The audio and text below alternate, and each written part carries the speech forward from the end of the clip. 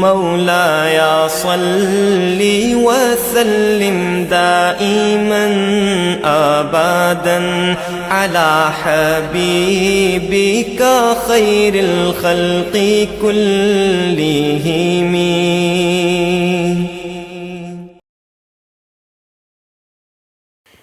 السلام علیکم ورحمۃ اللہ وبرکاتہ. الحمد للہ رب العالمین، الصلاۃ والسلام علی خاتم الانبیاء والمرسلین. فاعوذ باللہ من الشیطان الرجیم، بسم اللہ الرحمن الرحیم. وما خلقت الجن والانس الا لیعبدون. ان اللہ وملائکتہ یصلون علی النبی یا ایہا الذین آمنوا صلوا علیہ وسلموا تسلیما. اللہم صل علی محمد وآلہ وبارک وسلم وصل علیہ. الصلاة والسلام علیک یا سیدی یا رسول اللہ وعلی آلک وصحابک یا حبیب اللہ. الصلاة والسلام علیک یا نور اللہ وعلی آلک وصحابک یا محبوب اللہ. الحمدللہ ثم الحمدللہ کہ اللہ کے فضل و کرم سے ہم سب اللہ کے محبوب افضل الانبیاء محمد مصطفیٰ صلی اللہ علیہ وآلہ وسلم کے امتی ہیں. یہ ہمارا کمال نہیں، یہ ہمارے بنانے والے کا احسان ہے، فضل ہے، رحمت ہے، کرم ہے کہ اس نے بنانا تو تھا کچھ، اس نے سب سے شرف والی مخلوق اور پھر سب سے شرف والے نبی کی امت میں ہمیں پیدا فرما دیا.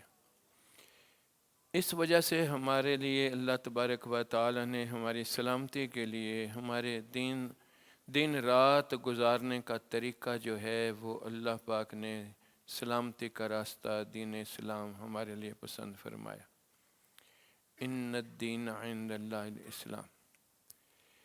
اب اللہ پاک نے ہماری سلامتی کے لیے جو چیزیں بتائی ہیں جس سے بندہ سلامت رہے، بندے کا نقصان نہ ہو، وہ اللہ پاک نے 2 طرح کی چیزیں بتائیں جس سے بچنے کے ساتھ بندہ سلامت رہے اور جن کو کرنے کے ساتھ بندے کو نفع ملے اور بندہ جو ہے وہ اللہ کے ہاں مقبول بنے، اپنے ہونے کا مقصود پورا کرنے والا بنے. ان کو عام آج کل کی دنیا کے اندر میں کسی بھی چیز کو سیفٹی کے لیے جو چیزیں بناتے ہیں تو ڈوز اینڈ ڈونٹس کا کنسپٹ ہے ہمارے ہاں. اللہ نے بھی اسی طرح اوامر اور نواہی، منع کرنے والی چیزیں اور کرنے والی چیزیں ہمیں عطا فرمائی. وہ ڈوز اینڈ ڈونٹس کس لیے ہوتا ہے؟ جس چیز کے لیے ہوتا ہے تاکہ وہ سیف رہے. اللہ نے اس بندے کی تخلیق فرمائی وَمَا خَلَقْتُ الْجِنَّ وَالْإِنسَ إِلَّا لِيَعْبُدُونَ. یہ اللہ کی بندگی جو ہے جس کے لیے پیدا کیا ہے، اس بندگی کے اندر رہے گا تو یہ سیف رہے گا. یہ دنیا کی زندگی اس کے لیے دارالاعمال ہے. اس کو اللہ نے عقل دی ہے، علم دیا ہے، جان دی ہے، چلنا پھرنا دیا ہے. اس کو جسم جان یہ ساری چیزیں دی ہیں تاکہ یہ اپنے قول اور فعل کے اندر میں کوئی بھی معاملات اس سے سرزد ہوں. یہ معاملات جو دارالاعمال ہے، اس کی جگہ جس میں یہ سرزد ہوں گے، یہ اس کو نقصان دینے والے نہ ہوں. اس کے لیے اللہ نے اس کو اپنی طرف سے احکامات عطا فرمائے اور ان احکامات کو بندوں تک پہنچانے کے لیے اپنے محبوب کو اللہ نے احسان کرتے ہوئے ہمیں دیا تاکہ وہ نہ صرف ہمارے تک ان احکامات کو پہنچا دے بلکہ ان احکامات کے اوپر عمل پیرا ہونے کے لیے ہمارے من کو، ہمارے مزاج کو آشنا بنا دے. اس کو اللہ نے یوں فرمایا کہ آپ کے فرائض منصبی کو اللہ نے یوں فرمایا یتلو علیہم آیاتک، وہ میری باتیں تمہیں سنا دے گا جس میں یہ 2 طرح کی چیزیں ہیں، ڈوز اینڈ ڈونٹس، اوامر اور نواہی. وَيُعَلِّمُهُمُ الْكِتَابَ وَالْحِکْمَةَ. اس کی تشریح بھی بتا دے گا تمہیں اپنے فرامین سے کہ تمہیں کتنے فائدے ہیں، کتنے نقصان ہیں. وَيُزَكِّيهِمْ. اور تمہارے من کو، تمہارے مزاج کو سے آشنا کر دے. اللہ اکبر، اللہ اکبر۔ کامل مکمل ترین ہدایت تیرے میرے اندر ڈالنے کا ذریعہ اللہ نے ہمیں اپنے محبوب کے ذریعے دے دی۔ یہ سارے کا سارا جسم اللہ کی نعمت ہے اس کے لیے، اس لیے ہر چیز جو رب نے اس کو نعمت دی ہے اس کا شکر اس کے اوپر واجب ہے۔ یہ فطرت ہے، ہم ایک دوسرے کو کوئی چیز دیتے ہیں تو کہتے ہیں اس کو اس کی قدر ہے یا نہیں۔ تو یہ تیرا میرا جو جسم بنا ہے، تیرا میرا اپنا آپ جو بنا ہے، اس کی قدر کا طریقہ یہ ہے کہ اس کا شکر ہمارے لیے واجب ہو۔ اللہ اکبر، اللہ اکبر، اللہ اکبر۔ تو پچھلے ہم چند جمعے سے یہ بات کر رہے تھے کہ وہ چیزیں جن سے اللہ نے ہمیں روکا ہے ان کے نقصانات ہمارے لیے کتنے ہیں ہم جانتے تو ہیں سارے، لیکن ان کی پورا شعور حاصل کرنا ضروری ہے تاکہ اس کے ضرر سے ہم بچ سکیں۔ پھر انشاءاللہ ہم وہ چیزیں جن کے کرنے کے فوائد ہیں ان کی طرف آئیں گے۔ پہلے یہ منع کی ہوئی چیزوں کی طرف ہم نے یہ کام شروع کیا، کیونکہ ہمیں جو اللہ پاک نے ایمان لانے کے لیے کلمہ نصیب کیا ہے اس میں بھی، اور اس آیت کریمہ میں بھی جس میں میرے آپ کے پیدائش کا مقصود بیان کیا ہے، اس میں پہلے اللہ نے منع کی ہوئی چیز بتائی ہے، لا بتایا ہے کہ وَمَا خَلَقْتُ الْجِنَّ وَالْإِنسَ إِلَّا لِيَعْبُدُونِ، کوئی مقصد نہیں۔ اور کہتے ہیں ہم لا الہ الا اللہ محمد رسول اللہ، کوئی اور معبود نہیں۔ اسی اسلوب کے لیے ہم نے پہلے منع کی ہوئی چیزوں کی طرف بات کی۔ اب اگر اس کی روح ہمیں مل جائے نا لا الہ الا اللہ کی، کہ کوئی اور معبود نہیں، تو پھر الا اللہ، وہ اللہ جو ہے، جو کسی تعین میں نہیں آنے والا، پھر اسی کی رضا کے لیے اس کے اعمال ہو جائیں گے، مقصود وہ ہو جائے گا، معبود وہ ہو جائے گا، مطلوب وہ ہو جائے گا۔ تو پھر یہ اس کی خاطر جب کر رہا ہوگا تو وہ اس کو ان لیو، اس کے بدلے میں اگلی زندگی کے اندر میں اس کا صلہ اور اجر عطا فرمائے گا۔ وہ جہان دار الجزا ہے۔ اللہ اکبر۔ ان اعمال کا جو یہاں ہوں گے اس کی اصل جزا وہاں ہے۔ شرط یہ ہے کہ اس کے لیے کی ہے کہ اپنے لیے کی ہے، وہ ایک الگ پہلو ہے، اس کی طرف بھی ساتھ ساتھ ہم چلیں گے۔ تو پچھلے جمعے میں ہم نے ایک بات کے بارے میں بتایا تھا، یہ زبان، اس کے لیے حضور صلی اللہ علیہ وسلم فرماتے ہیں کہ سارا جسم اس کے سامنے ہاتھ باندھ کے کھڑا ہوتا ہے روزانہ، تیری وجہ سے میں جلوں گا، تیری وجہ سے میں۔ اور اس کی آفات کے بارے میں ہم نے تذکرہ شروع کیا تھا۔ تو جھوٹ کے بارے میں ہم نے بات کی تھی، جب کوئی چیز عام ہو جاتی ہے نا تو پتہ ہی نہیں چلتا کہ یہ چیز غلط ہے یا نہیں غلط، لیکن وہ اتنی عام ہو جائے جو چیز تو اس کا پتہ ہی نہیں چلتا کہ یہ غلط ہے یا صحیح۔ اس لیے جھوٹ کا آج کے زمانے میں ہمیں پتہ ہی نہیں چلتا کہ یہ صحیح ہے یا غلط۔ اور اس کے بارے میں ہم نے پچھلے جمعے میں چند چیزیں کر لی تھیں، جس میں یہ بتایا تھا کہ جھوٹ جو ہے یہ بندے کے لیے اس کے افعال کے اندر بھی ہوتا ہے، اس کے اقوال کے اندر بھی ہوتا ہے، اس کی نیتوں کے اندر بھی ہوتا ہے، اس کے مزاج کے اندر بھی ہوتا ہے۔ ٹھیک ہے نا؟ تو افعال کے اندر میں جھوٹ کے لیے ہم نے، اقوال کے اندر جھوٹ کے لیے ہم نے، نیتوں کے جھوٹ کے لیے، مزاج کے جھوٹ کے لیے، یہ ہم نے اللہ کے رسول صلی اللہ علیہ وسلم کے فرامین سنے تھے، اور جن کی تائید اللہ کے پاک کلام سے ہم نے سنی تھی۔ پھر ہم نے اس کی وجوہات ڈھونڈی تھیں کہ وہ کیوں ہوتا ہے، کیونکہ عادت کے اندر میں کیسے داخل ہو جاتی ہے، اور اس کے ضرر اور یہ ساری چیزیں ہم نے سنی تھی۔ اب اسی طرح کی جھوٹ کی طرح کی ایک اور چیز جو ہمارے لیے اللہ کے ہاں اتنا زیادہ ہمیں معتوب بنا دیتی ہے، وہ جو ہے وہ ہے غیبت۔ اور یہ اتنی عام ہے کہ جھوٹ بھی اس سے پیچھے رہ جاتا ہے، اور اسی کا ایک فارم بھی ہے یہ۔ ہم غور کریں، ہم سب کو پتہ ہے کہ غیبت کیا ہے، کسی کی پیٹھ پیچھے بری بات کرنا، یہ عام لوگوں کو پتہ ہے۔ اب صرف اتنی میرے بھائی، میرے بزرگ، میرے بچے، ذرا غور کر، تیری میری روز کی جو گفتگو ہے، 90% ہماری ان لوگوں کے بارے میں بات ہوتی ہے جو ہمارے سامنے۔ کبھی احساس ہوا ہے کہ یہ کتنا ہم نے برا کام کر لیا؟ نہیں، وہ تو اس طرح ہے جس طرح تیری میری نارمل زندگی کی ایک چیز ہو۔ اس لیے چند اللہ کے رسول صلی اللہ علیہ وسلم کے پہلے فرامین آپ کو سناتا ہوں۔ اللہ اکبر۔ حضرت ابو ہریرہ رضی اللہ تعالیٰ عنہ یہ فرماتے ہیں کہ رسول اللہ صلی اللہ علیہ وسلم سے عرض کی گئی، یا رسول اللہ، غیبت سے کیا مراد ہے؟ آپ صلی اللہ علیہ وسلم نے فرمایا، تو اپنے بھائی کی اس چیز کا ذکر کرنا جو اسے ناپسند ہو، اور اس کے پیٹھ پیچھے کرنا۔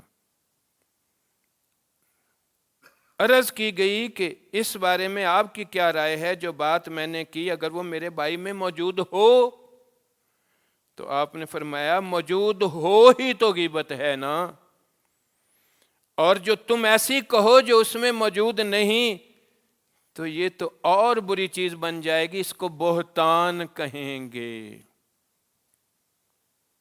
اب ہمارے لیے کیا بات ہے؟ نہیں، وہ ہے نا اداں، وہ بھئی وہ ہے اداں، تو تذکرہ کر رہا ہے اس کا، تو یہی تو غیبت ہے۔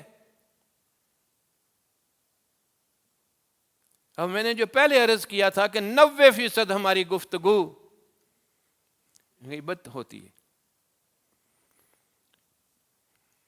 اللہ اکبر، اللہ۔ یہ سنن ابو داؤد کی حدیث ہے جو میں نے ابھی آپ لوگوں کے سامنے تلاوت کی۔ سنن ترمذی کی ایک اور حدیث سنا دیتا ہوں جس میں حضرت عبداللہ بن عمر رضی اللہ عنہ فرماتے ہیں کہ رسول اللہ صلی اللہ علیہ وسلم ممبر پر تشریف لائے، بلند آواز میں پکارا، اے لوگوں کے گروہ جنہوں نے زبان سے اسلام لایا، یہ ان کے دلوں تک نہیں پہنچا، مسلمانوں کو تکلیف مت دو، ان کی آر مت دلاؤ، ان کے عیب نہ تلاش کرو، اس لیے کہ جو شخص مسلمان بھائی کے عیب ڈھونڈتا ہے اللہ اس کے عیب ظاہر کر دیتا ہے۔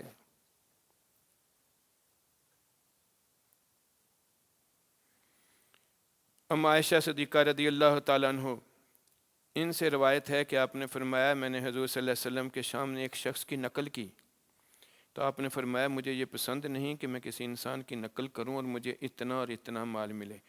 میں نے عرض کیا، یا رسول اللہ، بے شک حضرت صفیہ ایسی عورت ہیں کہ اپنے ہاتھ سے اس طرح اشارہ کیا گویا کہ یہ مراد لے رہی ہوں کہ آپ قصیر القامت ہیں، یعنی چھوٹے قد کی۔ آپ صلی اللہ علیہ وسلم نے فرمایا، تم نے اپنی باتوں میں ایسی بات ملائی، اگر سمندر کے پانی میں بھی ملا دیا جائے تو اس کا رنگ بدل جائے۔ اب اما عائشہ صدیقہ رضی اللہ تعالیٰ عنہ کے دل میں کوئی نفرت یا بغض یا کوئی کینہ نہیں ہو سکتا، اس لیے کہ اللہ نے اپنے پاک کلام میں ان کی صفائی کی خود بات کی کہ میں انہیں ایسا صاف کر دوں گا جیسا صاف کرنے کا حق ہے، لیکن ان کے منہ سے بھی یہ جو بات نکل رہی ہے اس کو حضور صلی اللہ علیہ وسلم کس طرح لے رہے ہیں۔ اس لیے ہم اپنے اندر یہ کرتے ہیں، نہیں میرا مقصد ہے نہیں سی، ٹھیک ہے نا، تو اللہ اکبر۔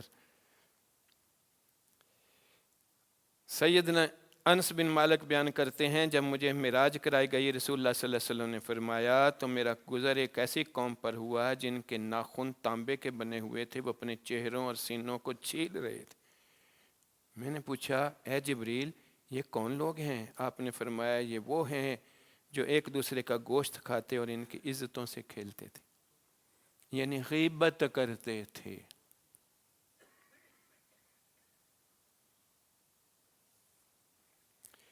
سیدنا ابو برزہ اسلمی رضی اللہ تعالیٰ عنہ روایت کرتے ہیں کہ رسول اللہ صلی اللہ علیہ وسلم فرمایا، اے ان لوگوں کے گروہ جو اپنی زبانوں سے ایمان لائے مگر ایمان ان کے دلوں میں نہیں اترا ہے، مسلمانوں کی غیبت نہ کرو، ان کے پوشیدہ معاملات کی جستجو نہ کرو، جو ان کے پوشیدہ معاملات کے پیچھے جائے گا اللہ اس کے پوشیدہ معاملات کو ظاہر کر دے گا۔ ان احادیث میں اس کی وجہ بھی ہمیں بتا دی کہ ہم غیبتیں کیوں کرتے ہیں، اور اس کا علاج بھی ہمارے سامنے آ گیا۔ وہ ذرا آگے کھولتا ہوں اس بات کو۔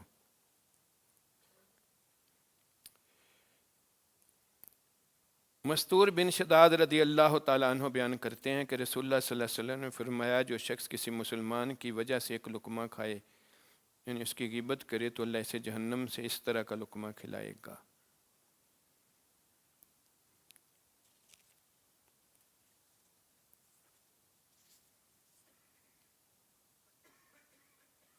حضرت جابر بن عبداللہ روایت کرتے ہیں کہ انہوں نے فرمایا، ہم رسول اللہ صلی اللہ علیہ وسلم کے ساتھ تھے کہ ایک بدبودار مردار کی بو آئی، تو رسول اللہ صلی اللہ علیہ وسلم نے فرمایا، کیا تم جانتے ہو یہ کیسی بدبو ہے؟ فرمایا، یہ ان لوگوں کی بدبو ہے جو غیبت کرتے ہیں۔ یہ میں نے چند حدیثیں پہلے تعارفاً غیبت کے بارے میں بتائیں۔ اللہ اکبر۔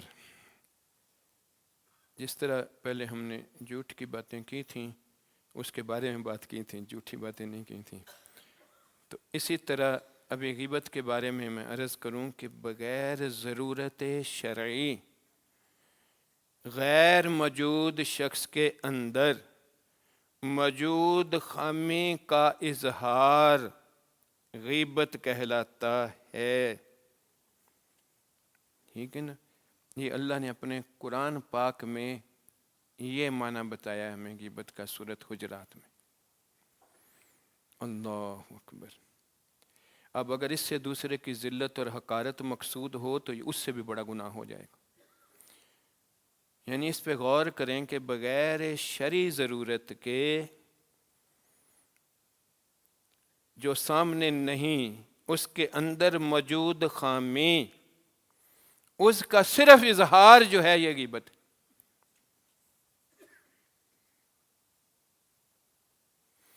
اور اس کا اللہ نے تشبیہ جو اپنے قرآن پاک میں دی وہ یہی دی، وَلَا يَغْتَبْ بَعْضُكُمْ بَعْضًا أَيُحِبُّ أَحَدُكُمْ أَن يَأْكُلَ لَحْمَ أَخِيهِ مَيْتًا فَكَرِهْتُمُوهُ۔ ایک دوسرے کی غیبت نہ کرو، کیا تم پسند کرو گے کہ اپنے مرے بھائی کا گوشت کھائے تو تمہیں یہ گوارا نہیں ہوگا؟ یہ اللہ اپنے پاک کلام میں ہمیں اس کی کراہت واضح کر رہے۔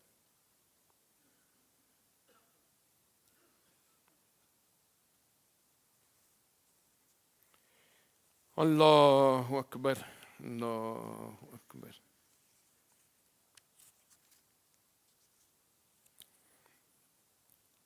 اب یہ معاشرے کے اندر میں برائی لگ ہی نہیں رہی ہمیں، اس لیے نہیں لگ رہی کہ یہ عام ہو گئی یہ چیز، اور اس کے نہ لگنے کی وجہ ہمارے اندر ایمان کی وہ کمزوری ہے جو پہلے احادیث مبارکہ میں نے سنائی وہاں آ گیا کہ تمہارے دلوں کے اندر ابھی اترا نہیں۔ اور اس کو اللہ نے اپنے قالت الاعراب آمنا، حرابی آیا اور کہنے لگا میں ایمان لے آیا ہوں یا رسول اللہ، جس طرح میں مسلمان کے گھر میں پیدا ہو گیا ہوں، میں مسلمان ہوں، ہم مسلمانوں کے گھر میں پیدا ہوئے ہیں، ہاں ہیں۔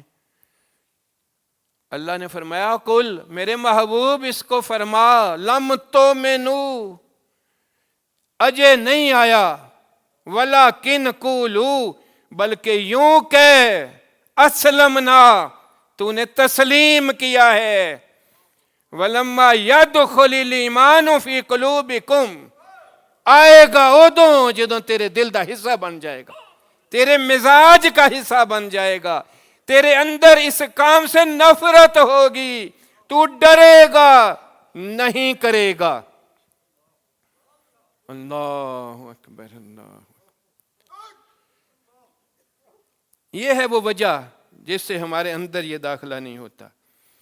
اب پہلے تھوڑی سی باتیں اور یہ عرض کر دوں کہ اس کی مختلف صورتیں ہم پہچان تو لیں نہیں میں گل کوئی نہیں کیتی، تو گل کوئی نہیں کیتی لیکن تو نے اشارہ کیا ہے،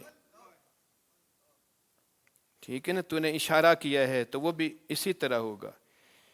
کسی کے تعلق، کسی کے لباس، کسی کے جسم، کسی کے فعل، کسی کے قول کے ساتھ مثال کے لیے بھی اگر کوئی بات کی جائے تو وہ بھی غیبت ہے۔ جس طرح میں نے حدیث پہلے عرض کی کہ اماں عائشہ صدیقہ رضی اللہ تعالیٰ عنہ نے صرف اشارہ کیا اور رسول اللہ صلی اللہ علیہ وسلم نے اس کے لیے کیا بات فرمائی۔ یہاں پھر دوہرا رہا ہوں کہ اماں عائشہ صدیقہ کے دل کے اندر میں سوچ بھی نہیں آ سکتی کسی کی کہ ادھر کوئی بغض، حسد یا کوئی اور بات ہو سکتی او۔ اللہ اکبر، اور تیرے میرے درمیان میں تو پاکی ہو ہی نہیں سکتی نا۔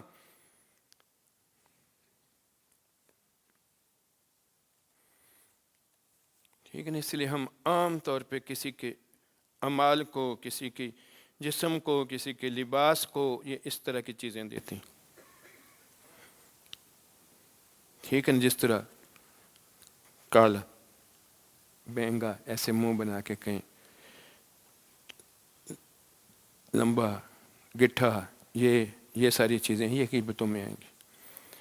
افعال کے بارے میں وہ چور، وہ بے ایمان، وہ بے نمازی، وہ غلط پڑھنے والا قرآن، وہ صفائی کا خیال نہیں کرتا، وہ زکوٰۃ نہیں دیتا، وہ حرام کرتا ہے، وہ زبان درا، یہ وہ اس طرح اور اس طرح کی چیزیں، یہ سب غیبت کے زمرے میں آئیں گی۔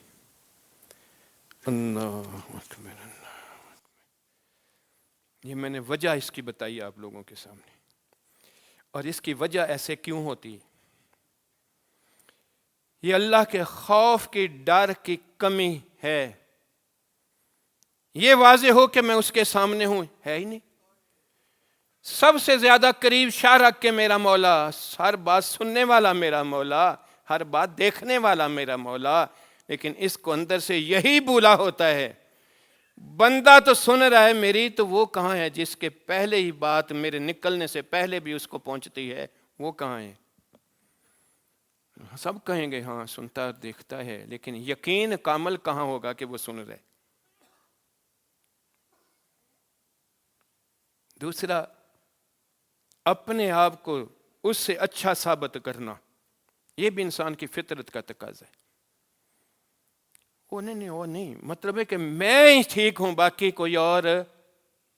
یہ ذرا سا جو دین کے اوپر چلنے والا ہوتا ہے نا، ذرا سا، یہ سالک اس کی بہترین مثال ہے، ٹھیک ہے نا۔ اسی طرح کچھ ذرا سے علم والا ہے، بیشک کو دورہ حدیث بھی کر لیا ہو، کسی نے تخصص بھی کر لیا ہو، یہ خالی ہو تو وہ گدھے کے اوپر کتابیں لادنے کے مترادف ہے، میرے نبی نے فرمایا اس کے لیے، کیونکہ اس کے اعمال ہی نہیں بنے، اس کے اندر بات ہی نہیں اتری۔ تو لیکن ذرا سا سالک کے لیے، یہ میرے آپ کے لیے یہ بات ہے، جن کو ذرا سا اعمال نیک مل جائیں، ان کے لیے یہ مرض اندر ہوتا ہے، وہ ٹھیک نہیں، میں ٹھیک ہوں، اللہ، اور پھر وہ اس کی ٹھیک نہ ہونے کی بات وہ کرے گا، لیکن تو غیبت اس سے بغیر سوچے سمجھے ہوگی، جس کے من کے اندر میں ایک قطرے جتنے بھی بڑائی کا اظہار ہو۔ تیسرا، دوسرے کے لیے بغض، ان دوسرے دے سامنے بدنام کرنے واسطے بدلہ لینا، وہ ایویں اس دی بڑی ادھر بیجا بنی، وہ تو اس طرح ہے، ان کو پتہ تو چلے وہ اس طرح ہے۔ یہ اپنے من کی تسکین، یہ کینہ اور غضب کے معاملات، یہ بڑی بڑی وجوہات ہیں، اور اصل وجہ یہی ہے کہ دل کے اندر میں اللہ کا ڈر کا نہ اترنا۔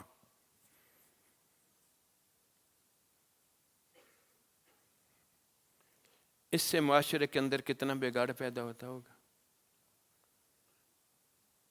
ایک دوسرے کے ساتھ جو انسان کا دوسرے کے ساتھ حق ہے کہ دوسرے کے لیے اپنی طرح سمجھنا، اپنے لیے اس کی بھلائی مقصود رکھنا، وہ کہاں گئی؟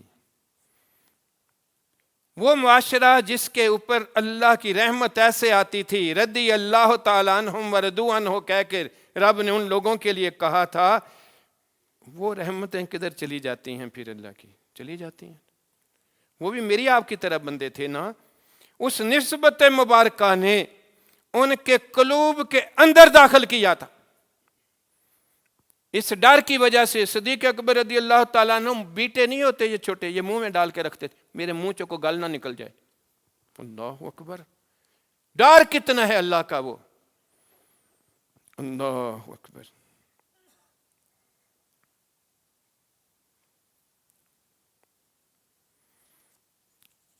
اب اس سے جو ہے ایک تو اللہ کی ناراضگی اس کے ساتھ ہوئی، رسول اللہ کی ناراضگی ہوئی، پھر اور روایت ہے کہ فرشتے دیکھ کر اس کے لیے بد دعا کرتے ہیں، یہ دیکھو کیا کر رہے۔ اللہ اکبر، اللہ کی طرف سے رحمتوں سے محروم ہو گیا، معاشرے کے اندر میں بگاڑ پیدا ہو گیا، ایک دوسرے سے نفرتیں آ گئیں، یہ ساری چیزیں اس کے ساتھ بن گئیں۔ اب اس کا جو ہے علاج کیا ہے؟ پہلی بات تو ہمیں اس کا نقصان کا پتہ چلے گا، دل ڈرے گا کہ میرا کام مک گیا، اللہ کے سامنے ذلیل و خوار ہو گیا ہوں، تو پھر ہی بچے گا نا۔ ادھر سے سن لی، ادھر اچھا نہیں یار، تو پھر تو اثر نہیں ہوگا۔ وہ اس لیے اثر نہیں ہوگا کہ جس تک بات پہنچنی چاہیے وہ اس کا من ہے، اندر ہے، اگر وہاں تک ہی نہیں بات پہنچی تو کیا مانے گا؟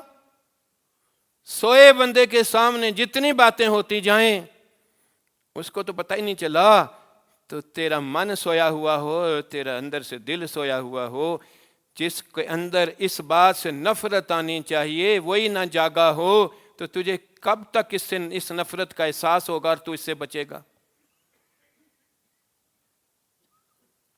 اس کے لیے پہلی چیز اس کو یہ جاننا ضروری ہے، علم ظاہر کا پتہ ہونا ضروری ہے کہ یہ اللہ کو ناپسند ہے۔ دوسری چیز پھر اللہ کے بارے میں اس کی شعور ہونا چاہیے کہ وہ اگر ناپسند ہے تو اس کے لیے ویسے ہی مر جانا پسند ہو کہ اس کے سامنے ذلیل ہونے سے پہلے میں اس طرح کر لوں۔ اور صحابہ کے اندر جب کوئی اس طرح کی چیز ان کے زبردستی ان سے ہو جاتی تھی فطرت کے تقاضے کے مطابق، تو وہ کوئی پکڑتا نہیں تھا انہیں، وہ خود آتے تھے، یا رسول اللہ میں ہلاک ہو گیا، مجھے پاک کر دیں۔